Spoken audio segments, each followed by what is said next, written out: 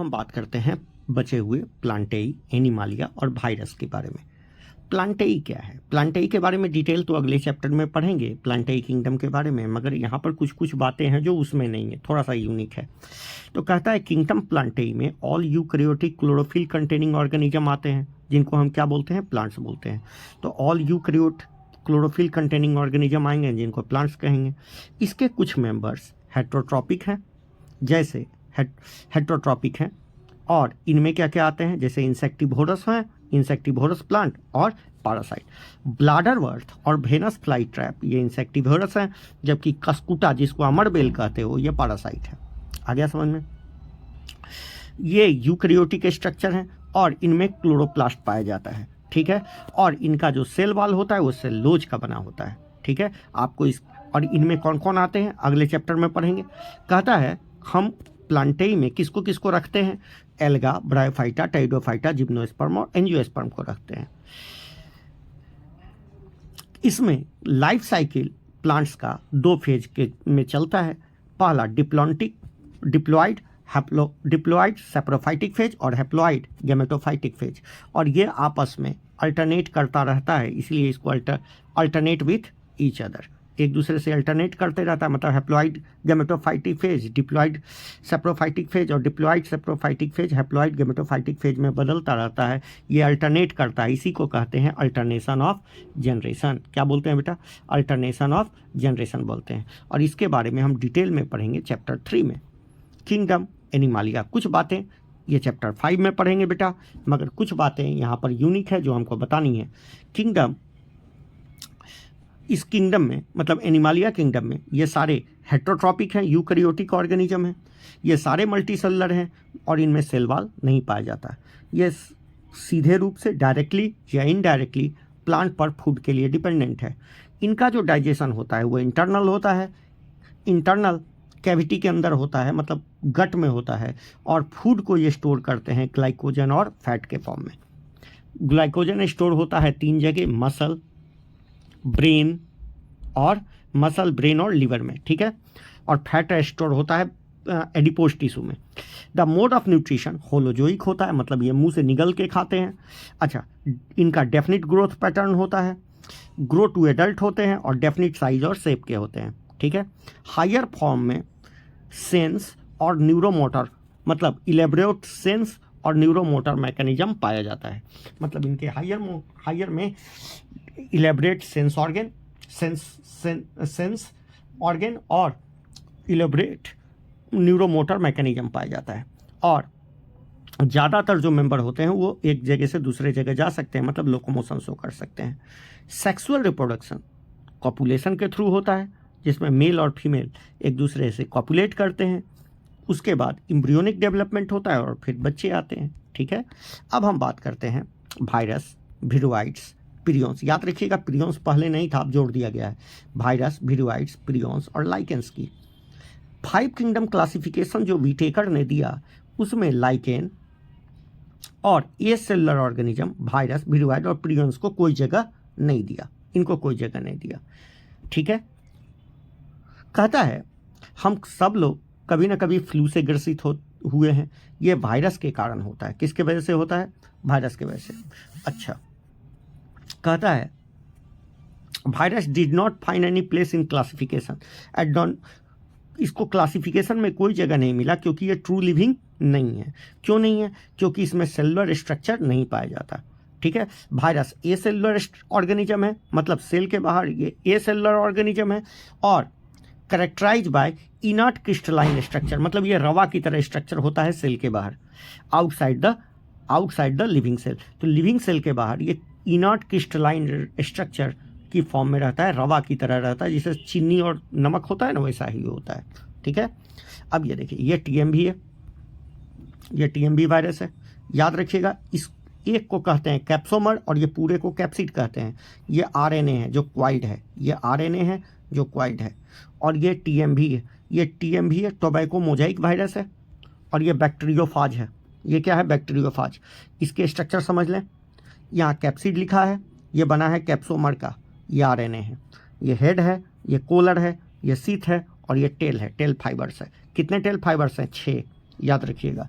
और हेड में double standard DNA होता है, ये बात याद रखिए।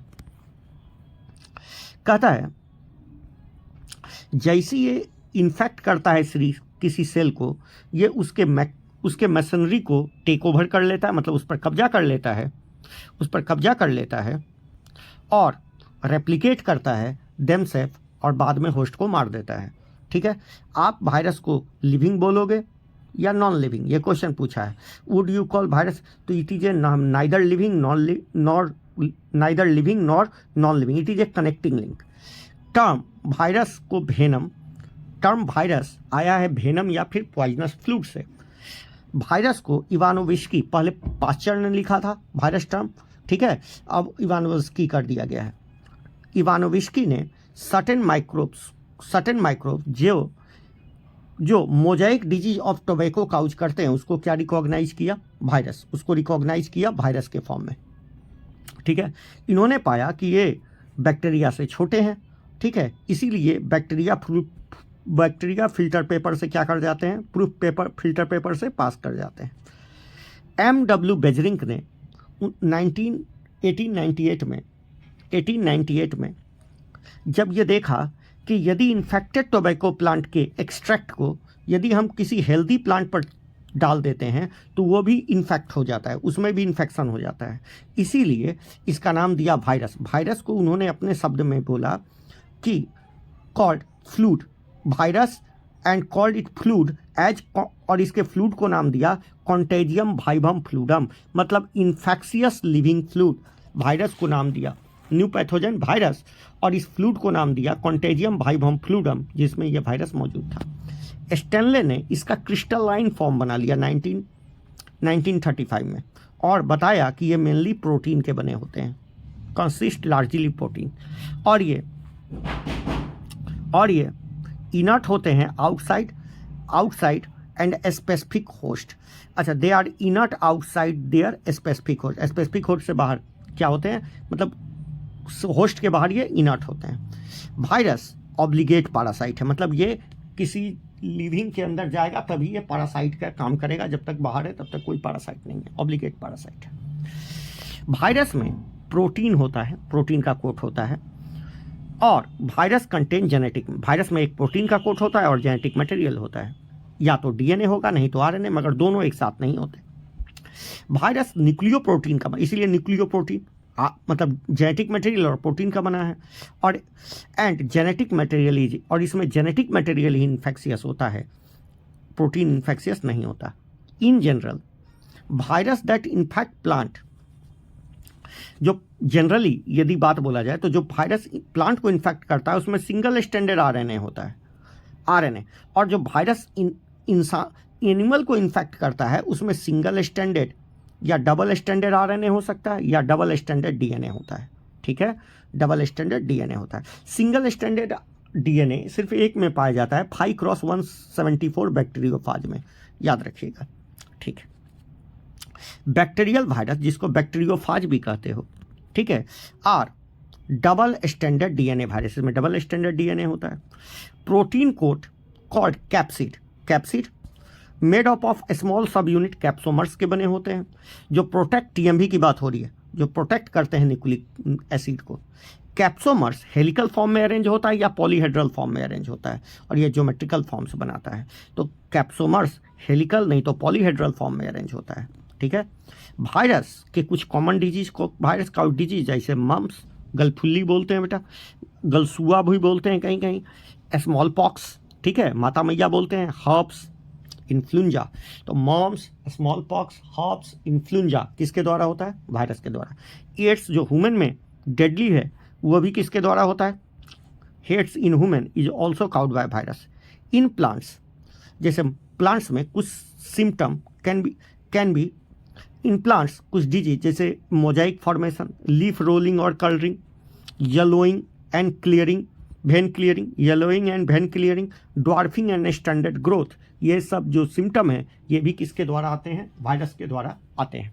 मतलब ऐसा प्लांट में यदि हो रहा है तो समझ जाइए कि वायरल इन्फेक्शन है। मोजाइक फॉर्मेशन और leaf rolling, leaf curling, yellowing and vein clearing और ड्वार्फिंग एंड स्टैंडिंग ग्रोथ।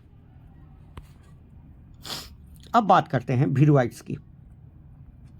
वीरोइड्स की बात करें तो 1971 में टीओ डाइनर ने एक न्यू इन्फेक्शियस एजेंट को खोजा जो वायरस से भी छोटे हैं, ठीक है, और कौन डिजीज करवाते हैं? Potato spindle tuber disease, potato spindle tuber disease कराते हैं। इनमें फ्री आरएनए होता है, सिर्फ आरएनए होता है, प्रोटीन नहीं होता, ठीक है। इसमें प्रोटीन कोट एब्सेंट होता है एंड जो कि वायरस में प्रेजेंट होता है, इसलिए नाम दिया वीरोइड। वीरोइड मतलब ज़्यादा इन्फेक्शियस एजेंट। इनका आरएनए का जो मॉलिक्यूलर वेट होता है वो वायरस से कम होता है, लो मॉलिक्यूलर वेट का आरएनए होता है। प्रियॉन्स, प्रियॉन्स का मतलब पी से प्रियॉन्स, पी से प्रोटीन, मतलब इसमें सिर्फ प्रोटीन पाया जाएगा। Modern medicine certain infectious neurological disease को खोजा। In modern medicine certain infectious disease found transmitted by abnormal folded protein, मतलब कुछ न्यूरोलॉजिकल डिजीज जो होते हैं वो एबनॉर्मली फोल्डेड प्रोटीन के कारण होते हैं, उन्हीं को क्या कहा जाता है? प्रियॉन्स, ठीक है। तो इन मॉडर्न मेडिसिन में ऐसा पाया गया कि certain neurological disease abnormally folded protein के द्वारा होते हैं, उसको प्रियॉन्स कहते हैं। तो प्रियॉन्स में सिर्फ प्रोटीन पाया जाता है, ठीक है। अच्छा, ये वायरस से भी छोटे होते हैं। अच्छा, ये वायरस के साइज के होते हैं, और इसमें प्रोटीन इन्फेक्शियस एजेंट होता है। These agents are called prions. अच्छा, ये notable disease cause by prions are, कौन कौन डिजीज काउज कहते हैं? पहला bovine spongiform encephalopathy,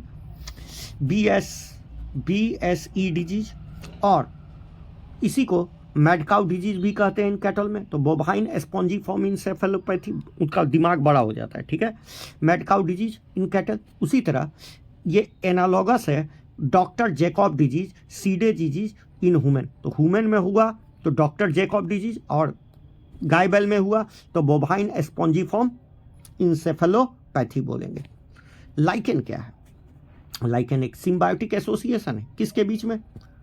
mutual association है, सिम्बायोटिक एसोसिएशन है, म्यूचुअल एसोसिएशन है एल्गा और फंजाई के। एल्गा कंपोनेंट को फाइकोबायोंट बोलते हैं और फंगल कंपोनेंट को माइकोबायोंट कहते हैं। ये ऑटोट्रॉपिक होते हैं and autotrophic and heterotrophic respectively. में ऑटोट्रॉपिक कौन हो गया? फाइकोबायोंट, और हेटेरोट्रॉपिक कौन हो गया? माइकोबायोंट। एल्गा क्या करता है? खाना बनाता है, और माइकोबायोंट क्या करता है? प्रोटेक्शन देता है। जहाँ एल्गा फूड बनाएगा और फंजाई प्रोवाइड शेल्टर, आवास देगा, और absorb minerals and water for his partner. ये इतना क्लोज एसोसिएशन है कि आप देख के नहीं बता सकते हो कि ये एक डिफरेंट ऑर्गेनिज्म है। मतलब आपको लगेगा कि ये डिफरेंट ऑर्गेनिज्म है, मगर ये एक एसोसिएशन है एल्गा और फंजाई का। One saw a lichen in nature would never imagine that it has two different organism within them. आपको लगेगा कि एक ही ऑर्गेनिज्म है, मगर इसमें दो ऑर्गेनिज्म मिलेगी। ये कोई नया ऑर्गेनिज्म नहीं है, ठीक है। लाइकेन बहुत अच्छा पॉल्यूशन इंडिकेटर है, SO2 के प्रति बहुत ज़्यादा इंडिकेट करता है। जहाँ पर SO2 का लेवल ज़्यादा होगा वहाँ लाइकेन ग्रो नहीं करता। अगली बात, यदि हम बात करें कुछ समरी की, तो बायोलॉजिकल क्लासिफिकेशन में प्लांट्स और बायोलॉजिकल क्लासिफिकेशन सबसे पहला किसने किया था? एरिस्टोटल ने किया था। उन्होंने मॉर्फोलॉजिकल कैरेक्टर के आधार पर जीवों को प्लांट्स और एनिमल्स में बांट दिया था, ठीक है। पहला लाइनस ने 2 किंगडम क्लासिफिकेशन दिया था, प्लांटेई और एनिमल। लेटर बाद में याद रखिएगा, सबसे पहले एरिस्टोटल और बाद में लाइकेन, बाद में Linnaeus, Carolus Linnaeus. 2 kingdom classification, ठीक है। 5 किंगडम क्लासिफिकेशन में kingdom Monera 5 kingdom bacteria included है मोनेरा में। बैक्टीरिया कॉस्मोपॉलिटन है, हर जगह डिस्ट्रीब्यूटेड है, और एक्सटेंसिव मेटाबॉलिक डाइवर्सिटी शो करता है, मतलब इसमें सबसे ज़्यादा मेटाबॉलिक डाइवर्सिटी है, ठीक है। अच्छा, सारे के सारे सिंगल सेल्ड यूकैरियोट्स को प्रोटिस्टा में रखा गया है। प्रोटिस्टा में 5 पढ़ने थे, क्राइसोफाइट्स, डिनोफ्लैजलेट्स, ग्लिनोइड्स, स्लाइम माउल्स और प्रोटिस्टियंस को पढ़ते हैं हम लोग, ठीक है। प्रोटिस्टेंट में वेल डिफाइंड न्यूक्लियस होता है और मेम्ब्रेन बाउंडेड ऑर्गेनेली होता है। अच्छा, उसके बाद fungi great diversity in structure in fungi great diversity in structure and habitat, जबकि यहाँ पर बोला गया है मेटाबॉलिक डाइवर्सिटी की। तो मेटाबॉलिक डाइवर्सिटी किस में? मोनेरा में। और स्ट्रक्चर और हैबिटेट में डाइवर्सिटी फंजाई में, याद रखिएगा। एल्गा सेप्रोफाइटिक है, मोड ऑफ न्यूट्रिशन पाया जाता है। इसमें सेक्सुअल और एसेक्सुअल दोनों रिप्रोडक्शन पाया जाता है। 4 में बांटे हैं, फाइकोमाइसिट, एस्कोमाइसिट, बेसिडियोमाइसिट और डिटोरोमाइसिटीज में। ठीक है। प्लांट की बात करें, all eukaryotic chlorophyll containing organism को एल्गा, ब्रायोफाइटा, टाइडोफाइटा, जिम्नोस्पर्म, एंजियोस्पर्म में इसको इंक्लूड करते हैं। इसमें अल्टरनेशन ऑफ जनरेशन पाया जाता है, गैमेटोफाइटिक और saprophytic phase. Heterotrophic eukaryote multicellular organism जिसमें सेल वाल नहीं होता, उनको एनिमालिया में रखे हैं। मोड ऑफ न्यूट्रिशन होलोजोइक होता है। सम एसेलुलर ऑर्गेनिज्म जैसे वायरस और वीरोइड और एज वेल एज लाइकेन को 5 किंगडम में कोई जगह नहीं मिला। तो इस प्रकार आपका ये चैप्टर क्या हो जाता है बेटे? समाप्त। आपका ये चैप्टर समाप्त हो जाता है। ठीक है। अब अगले चैप्टर में हम बात करेंगे नए टॉपिक की। ठीक है, प्लांटेई। ठीक है, थैंक यू।